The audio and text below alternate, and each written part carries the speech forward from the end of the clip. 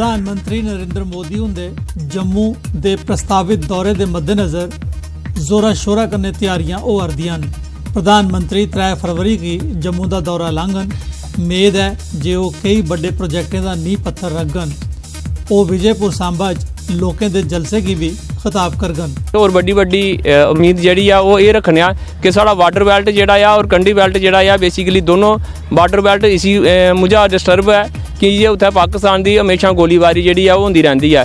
कंडी belt जोड़ा साड़ा इसी मुझे डिस्टर्ब है कि जे इत्थे खाने आस्ते अनाज जोड़ा वो भी किसान जोड़ा अपना पैदा नहीं करी पाता। इस आस्ते अस उम्मीद रखने कि एक स्पैशल रिक्रूटमेंट ड्राइव जोड़ा वाटर बेल्ट और एक स्पैशल रिक्रूटमेंट जोड़ा कंडी बेल्ट आस्ते ड्राइव किया जा ताकि इत्थों के जोड़े नौजवान उन्हें अपना रोजगार मिली सके और अपने परिवार की खुशहाली कन्नै इस देश की खुशहाली में अपना सहयोग जोड़ा बढ़ाई सकन। अज जी यूथ है अनएम्पलॉयमेंट के कारण किते ना किते जी राष्ट्र विरोधी ताकत ने उन्होंने तरफों नशे वाली साइड टारगेट की जा रही है और यूथ की किते ना किते ख़त्म करने की कोशिश की जा रही है। सो लिहाजा मैं माननीय जोड़े साडे प्रधानमंत्री साहब आ रहे हैं इत्थे नरेंद्र भाई मोदी जी उन्होंने चरणों च बेनती है कि इत्थे विजिट जोड़ा करे दे ने सांबा दे विच 3 तरीक उन्होंने को असी पूरी उम्मीद रखने हैं कि जी साडे जम्मू प्रोविंस चाहे कश्मीर च तिना खिते जोड़े लद्दाख च जी बेरोजगारी का मसला है इहदे पर जोड़ा सोच विचार किया जाए।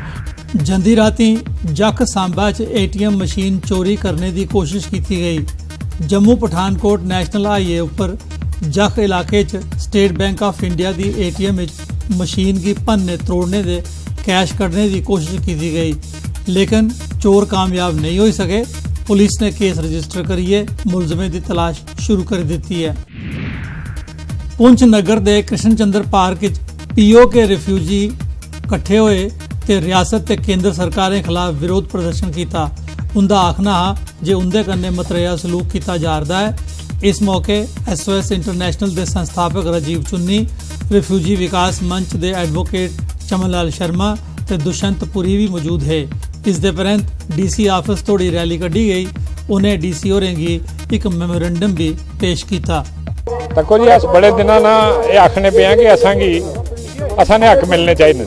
28 दिनों तक अस जम्मू भी बैठे हैं इस सर्दी ने विच 6 लोग रोज ने बहने सन कि असाने हक दिओ और हक भी किहड़े जेड़े संविधान और आइन ने अंदर ना उसने बाहर नहीं कुछ मंगने पे इन्हें कोई परवाह नहीं की। इन्हें तकिया तक नहीं असां वाले पासे। अगर असानी जगह कश्मीरी बैठे ने होने ये दिल्ली तो भी दौड़ी के उन्होंने को आने अस इन्हें की आखने पे हैं तुम गलत करने पे हो तुस असाने लोगों की गल सुनो असाने मसले हल करो। कठुआ के वार्ड नंबर 19 के लोकें DC ऑफिस के बाहर PHE विभाग के खिलाफ विरोध प्रदर्शन किया। उन्हें कॉलेज रोड जाम किया। प्रदर्शनकारियों का इल्जाम है जे पीने वाले पानी की सप्लाई नहीं होने करी उन्हें की बड़ी परेशानी हो रही है। आज लगभग 30 दिन हो गए शिवानगर के लोग पानी की एक बूंद के लिए तरस रहे हैं। बड़ी बार हमने एक्सी से अपील की, बड़ी बार इनके जो JE है उनसे अपील की कि हर बार अपनी जिम्मेवारी ना लेते हुए अपना काम जो दूसरे डिपार्टमेंट होते हैं मैं इनसे पूछना चाहता हूँ फॉल्ट चाहे किसी का हो जनता क्यों परेशान हो रही है। टैंक मंगवाते हैं गरीब लोग बेचारे कहीं कहीं बाग से दूर से पानी मंगवाते हैं। वार्ड नंबर 16 पंजाबी लेखक सभा जम्मू आसिया KL सहगल हाल जम्मू च पंजाबी कवि दरबार का आयोजन किया गया। यह कवि दरबार गणतंत्र ध्याड़ा उत्सव के उपलक्ष्य आयोजित किया गया। कवि दरबार रियासत भर के कवियों हिस्सा लिया ते कविता पाठ किया। रिपब्लिक डे सैलीब्रेशन के मौके ते एक मुशायरे का जड़ा एहतमाम करन जा रहे हैं।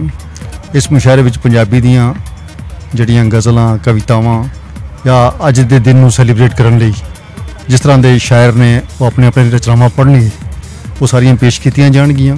इस दे विच कोई तकरीबन 30 तो वध पंजाबी शायर शामिल हो रहे हैं। रजौरी के किश ट्रांसपोर्टर ने इल्जाम लाया है जे बस ट्रांसपोर्ट यूनियन के चुनाव के परैंत यूनियन उन्हें ट्रांसपोर्टरें कन्नै भेदभाव करा करदी है जिन्हें यूनियन के अहुदेदारें के हक च वोट नहीं पाए। उन्हें इल्जाम लाया जे उनकी गड्डियां 15-15 दिनें थमां खड़ोती दियां ते उन्हें गी रोस्टर चार्ट शामिल नहीं किया जा रहा। मांग ये है कि इतने गोल चार्ट बन जाए और जोरी दे विच चाहे सब गड्डी जड़ी है बराबर हक मिले सारे ट्रांसपोर्टरों को बराबर मिले हर रूटीन दे विच सारी गड्डी बराबर जाए। ਜ਼ਿਲ੍ਹਾ ਵਿਕਾਸ ਆਯੁਕਤ ਪੁੰਛ ਰਾਹੁਲ यादव ने राजा सुखदेव सिंह जिला अस्पताल का दौरा लाया ते उत्थे बनार दे डायलिसिस वार्ड के काम का जायजा लैता। उन्हें निर्माण काम करने वाले की हिदायत दी जे तौले शा तौले काम मुकाया जा। डायलिसिस यूनिट बनने मूजब मरीजें की रजौरी या जम्मू जाने की खेचल नहीं करने पौग। जो हमारे जो मेजर प्रोजेक्ट चल रहे हैं उसमें से एक है PMND प्रधानमंत्री नेशनल डायलिसिस प्रोग्राम, जिसके तहत हमारा पुंछ जो डिस्ट्रिक्ट हॉस्पिटल है यहाँ पर भी डायलिसिस यूनिट बननी है। तो उसकी प्रोग्रेस को देखने के लिए कि वो कितनी जल्द से जल्द वो कंप्लीट हो सके, ताकि और पुंछ के लोग भी जो अभी उन्हें जम्मू या फिर रजौरी जाना पड़ता है डायलिसिस के लिए, तो उनको यहाँ पर ये फैसिलिटी मुहैया हो पाए। इसके अलावा जो हमारे डिस्ट्रिक्ट हॉस्पिटल में और भी जो काम चल रहे हैं, जैसे हमारा यहाँ पर OPD ब्लॉक है, इसके अलावा न्यू OT ब्लॉक है, उसका भी वर्क कि क्या क्या उसमें जो न्यू मैटरनिटी ब्लॉक है उसका भी कि क्या क्या वर्क चल रहा है और उसकी क्या क्या प्रोग्रेस है, उसके रिगार्डिंग आज